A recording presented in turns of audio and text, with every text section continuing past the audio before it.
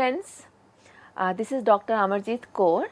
I am Professor of Accounting and Communication at the Department of Management, Gurugram University, Gurugram. I am author of 58 research papers and 10 books, and it's my privilege that I am here with you this day to discuss on communication styles.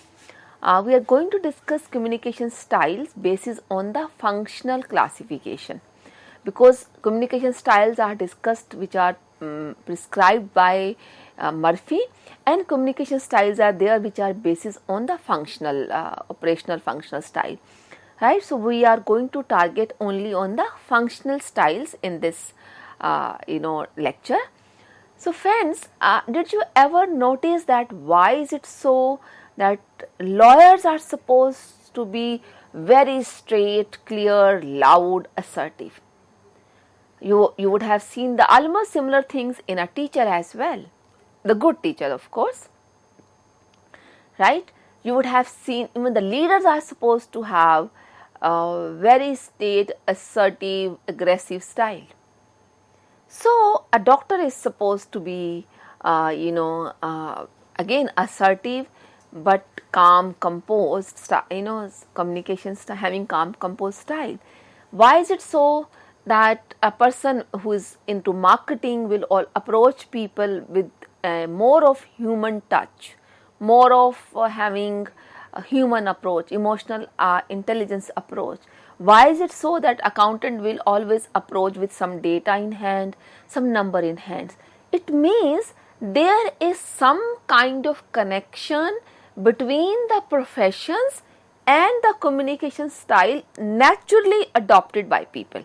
Right? I am a teacher by so I am a professor by profession. So I have a natural style. I always sound to be assertive, right? Because any teacher for that matter is supposed to be well versed with the subject he or she is teaching, and if somebody has thorough knowledge, only then he or she will be sounding assertive, right? So doctors have different styles, politicians have different style, a marketing guy has different style, HR guy has different style because they deal with people, marketing, HR people, whereas people into analytics, they deal with machines all the time, they deal with coding, they deal with softwares, so they have a different style, right? So in this lecture, we are going to talk about communication styles based off the functions in an organization at a workplace. So there's an association between a type of personality adopting a particular profession firsthand and consequently the communication style. Thus, we should expect that different professions will adopt to different communication style. So, as I just discussed, a type of personality, if I am, I will go to a very good example. Most of the times in mentoring sessions, students will come to me, will ask, ma'am, shall I take marketing or shall I take HR? Shall I go for finance or shall I go for analytics? So I will not say go for this or that. I will simply tell them, please sit back, go back to home, sit for some time and reflect upon your own personality. That's how I generally respond to my students, to my mentees. Right? So, what kind of personality are you? Are you an outspoken personality? Are you an outgoing personality? Can you deal with people confidently? Then your personality is of marketeer, of lawyer, of teacher, who can speak, who can approach people confidently, right? And so a personality, so person should be knowing what, and accordingly they generally go into the profession. We have why a person who is not interested in defending and making argument, why he or she will go for law degree, right? Somebody who somebody who's able to make his or her opinion, right? Only then a person will decide to go and adopt for a law profession. So personalities have link with the profession adopted, and consequently the communication style. So personality, then the profession, and then the communication style. Few things are adopted naturally, but few styles are always adopted by practice. Certain people who may not be having the style which is required for a particular style, they may learn by observation, right? So that's how different professionals, they adopt different communication style. And then coming to the functional area and the communication style. If one is speaking with a group of finance leaders, he or she may want to focus the analytical or intuitive communication style. However, if that audience are from HR or marketing area, then one might prefer a personal style. So let's understand this. So if one is speaking with a group of finance leaders, he or she may want to focus the analytical or intuitive communication style. What does it mean? So let's say you are talking to people who are from the finance area. So you are bound to use numbers, data and analysis to make the group understand your point of view, right? This is how it happens. And the same way, if the audience I know I am dealing with, I am communicating to, they are from HR area, from marketing area, then I would prefer a personal style. I will use a personal statement. I will use more the word I will quote examples. I will have more emotional approach. So more personal approach. I may not be using much of data here, right? Because I know I am communicating with HR people or marketing people. Okay, so basis on the corporate functions, we can divide communication styles into 4 categories. Number 1, analytical. Number 2, functional. Number 3, personal. And number 4, intuitive. So we have 4 styles: analytical, functional, intuitive and personal. So what is the analytical style? I will discuss this in detail now. So the analytical style, as the name suggests, is where we will be asking questions like where your data is coming from. Are we sure that this is correct? How do we know? So analytical style is an aggressive style. They have just a quest for hard data rather than feelings. So let me explain this in detail now. So let's say there's a meeting going on in the boardroom and we have people from all the areas. So we have people from HR, we have people from marketing, finance, etc., etc.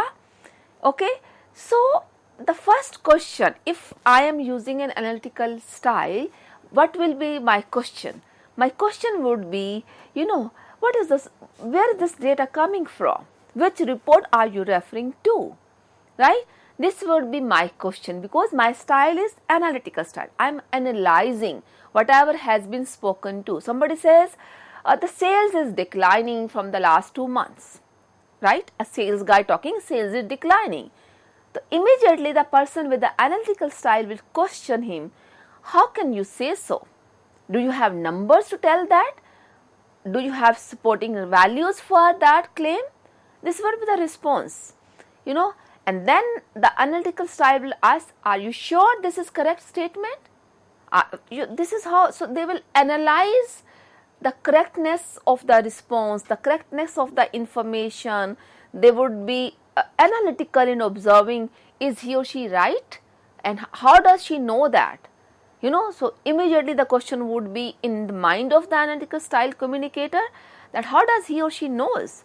So he or she would be keen to know the source of information, right? So this is somehow aggressive style because they may allow the other person to complete the statement or not. They may simply jump in between and throw questions after the questions, which may sound as interrogative for times, right? So they have a quest for hard data, then feelings. If I put it in a very simple way, so there's a quest for hard data, not much for feelings. So somebody was sharing that sales are down because he or she was worried. He or she doesn't have the numbers. He just thought to bring out the point. But the analytical style communicator, she just jumped in, and how can you say so? Where's the data coming from? Where's the source? What is the source of the data? So those questions can be bombarded on the person. So this was the first style of communication at a workplace, which we call it as analytical style. Now I will talk about the second style, functional style. So here, what is the process? What happens first? Who does what? So functional style is process oriented because these individuals are very straight and concerned to the process. So I will explain this now. So as I said, what is the process? How did you reach to this conclusion when you said the sales are down? The same boardroom, right? But here the leader is using functional style. He is not having analytical style. So what will be the response in the same situation, in the same group of people and same boardroom? So the question will be, how did you reach to this conclusion? What happened before following the sales? What was the first thing did you observe before you coming or reaching out to the conclusion the sales are down? And who did that? Who does what? Who are the sales force? Who are the people involved in the sales? How many products are you selling? How many territories you have under you? These would be the questions coming straight from a person who is having functional style, right? So it is more process oriented. So it's a clear cut differentiation between a person who has an analytical style and a functional style. So process becomes more important, very straight, and the people are concerned much more about the process than the end result, than the numbers, than the factual things, right? So this is how the functional styles communicator would communicate. Then we have intuitive style, the third style. So here these kind of people would have, what is the bottom line? Can you give me the short version of this? Can we throw some ideas around? So intuitive style is more aggressive style simply because these individuals are less patient. So let's understand this in detail now. So if somebody is intuitive, he may or she may not have heard the conversation patiently, right? And it is very close to aggressive, and they would be just throwing questions one after the another, right? So they would like to reach to the conclusion instantly. What is the bottom line? What is the point you are making? They will not let the person speak. They will not even try to get into the process or into the numbers. They just want last bite. It's like that. They just want the bottom line. What is the bottom line here? The whole conversation, whole point should be just grouped into the smallest of the small, because they're very intuitive. They want the end result, the short version of the discussion. They want precise crux. The leaders, the highest most leader in the hierarchy may have that style, but which is not considered to be very great style for that matter. So intuitive style, they may ask more ideas quickly, one after another. So they will short questions one after another, and because they want to reach to the conclusion very fast, right? It's not that their questions would be invalid. It could be simply they have a pragmatic approach. They have so much experience, right? So they are able to throw question one after another because they were able to make where it is coming from. But they would sound aggressive, right? So they are considered to be less patient individuals, right? So intuitive style people want to reach to the conclusion very fast than others. The last style is the personal style, the fourth style under the functional area. Who will be involved? How do they do? how do you feel. So this personal style focuses more on feelings, emotional intelligence than data. So as I said, person working in HR area, marketing area, customer relationship management, people working in PRO, they are the people, they will use personal style, right? PRO may use personal style, may not. They may use aggressive style for times, right? So these are the people who will have questions. Who is involved? So here person becomes important. How do you know this? How do you feel about this? So here it is more about your feelings, your involvement, your say, your stand, your opinion, right? So it is more personal style. So what is happening here? The communicator is emphasizing upon the feelings and emotional intelligence, then data, then number, right? So this is what is known as personal style. We see people in HR and marketing area especially focusing here. People will call you, ma'am, do you have any requirement for personal loan? Ma'am, I see a transaction of 25,000. I would propose you to convert it into EMI. So they talk about you, right? Your feeling. So they are using emotional style, personal style. So these were the four styles which are based upon the functions. Now the last part of the discussion or this lecture, we are going to talk about how to become assertive communicator, because I discussed out of all the style, the best style is where we are assertive in our discussion. So I will be discussing how to become a very good communicator, or how to adopt a better style of communication, which we assume as researchers, as professors, assertive communicators. So the first point is express your needs and ideas with confidence with I statement. Practice active listening, encourage others to share their ideas, and practice emotional intelligence. So these 4 points first, and then we will discuss more points.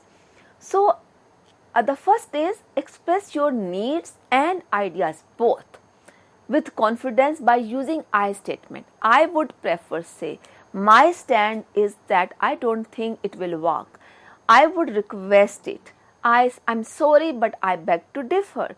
So you are acknowledging, you are taking the ownership of the expression or the stand you are taking, right? That's what assertive means. You are no, I need this budget for the expansion of my department. I feel my idea is this, my idea is this, I feel it this way. So what is happening? You are taking the ownership in the statement you are making. So this is how you can practice that this is how I can become assertive communicator. So assertive doesn't mean ziddi, assertive doesn't mean arrogant, doesn't mean aggressive. It means that you are sure, you are respectful, still you are sure about that this is the need, this is the idea. If you are saying no, it is clear, right? And the very important thing, you can be an assertive communicator, which means you can respect others if you are a good listener. So active listening, as I always say in communication, is the utmost important thing. We generally give importance only to speaking or spoken language, spoken communication. But the fact of the matter is, listening is essentially more important than speaking, right? So if you want to be an assertive communicator, you should be very active listening. You should be practicing to be active listening. Pay attention what others are, because if you are in active listening, what will happen? Your brain will get time to process the information you are getting by listening to somebody. Your response time would be, you will have more time to respond because you will be listening completely, and you will have more time to comprehend the information in your mind. So that's what the active listening is going, that's how it is going to help you to become a a very good communicator and to be assertive communicator. You should practice to encourage others to share their ideas. As I said, we can ask by name. Hi XYZ, hey, what is your opinion? Hey, do you agree to me? Hey, do you think I'm thinking it loud or I'm good? Do you think we are going in the right direction? Ask others to speak out, right? This is how how can become respectful to others. We can encourage others, because you will not be aggressive. You will not say, this is what I want, this is what this is how it is, this is all. No, you will not do all those things, right? So you should encourage others to share the ideas if you want to be assertive communicator, and then practice emotional intelligence. Emotional intelligence is the most important thing nowadays, especially when we are dealing with complex work situations, complex kind of workforce, and we have Gen X, Gen Y, Gen Z, all millennials to the baby boomers at a workplace together. We have all the generations, all the 4 generations working together at a workplace. In that condition, using emotional intelligence becomes imperative to be known, to be coming up as assertive communicator. And then another few points to how to become a good assertive communicator. Be open to feedback on your communication strengths as well as areas for improvement. Learn how to say no. Explore professional development courses and seek opportunities to practice public speaking. So I shall be discussing these points now in detail. So be open to feedback on your communication style. So you should be talking to your friends, your teachers, your well-wishers, your mentors. Ask them, what do you think about my communication style? Do I sound aggressive? Do I sound passive? Or do you think I am good in my communication style? Right? And ask them clearly, what are the areas for improvement?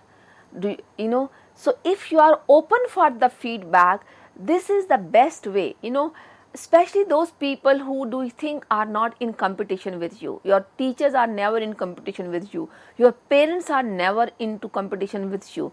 Those are the people who will give you fair feedback on the strengths of communication, on the weaknesses of your communication. That is the way to become an assertive communicator.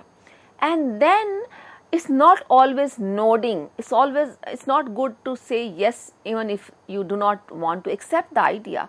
So learn how to say no. Sorry, I differ. Sorry, I can't do this. But you should be knowing how to say that. You can be, instead of saying straight no, you can actually say, yeah, well, you have a point. I wish I was able to do it, but I think I may not be able to do it. Right? So you should learn how to say no. And if you think even after seeking feedback, even after practicing yourself, it is not working, then I would suggest go adopt certain professional development courses. There are so many professional development courses which seriously work on only your style of communication. MOOC has so many courses. Even our CEC would have so many courses exclusively on how to improve the style of communication. So you can always take professional help, professional guidance. There are people who spend on you, couple of minutes, couple of hours to help you understand your current style of communication and then to adopt assertive communication style. And there are companies which I know, they send their leaders, when they are promoted to leadership roles, they send their leaders to many training programs, including communication style, including making them learn the assertive communication style, right? And then try to seek opportunities to speak in public. I am talking to you, it's a public platform. We are live on Doordarshan Vyas, we are live on YouTube through CEC, right? This program of CEC is helping me to come and speak publicly. You can try to find out the possibilities wherever you can to speak publicly. It could be standing in front of a class of 60 people, 60 classmates and speaking. Even that is public speaking. Standing in an auditorium in a gathering of 200 speaking about anything.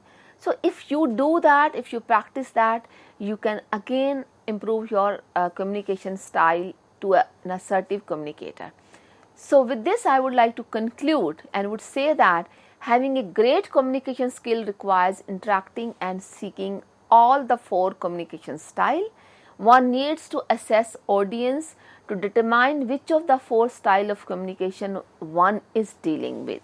It means you need to know, sit silently, reflect that what kind of style do I have, right?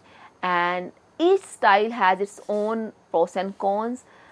So make sure you weigh that, and also remember that 4 major type of communication style most people naturally combine 2 or more. You cannot say I have always have the assertive style. It's not possible. For example, for myself, I can talk. I would generally have assertive styles for most of the times, but I am aggressive for the times when I need to deal with difficult situation, because I am into administration. I am dean as well as a director of one of the responsibility. I was director of the entire institution in my prior appointment. So you will find people have naturally adopted more than one style of communication. So there is a combination, combine, right? So no one will have exclusive style. This is what I would like to conclude with, and would like to conclude by saying one more statement, that it is possible to improve the communication style. It's a workable skill. So you should work upon the skill and try to be an assertive communicator. So with this, I would like to end now. Thank you very much.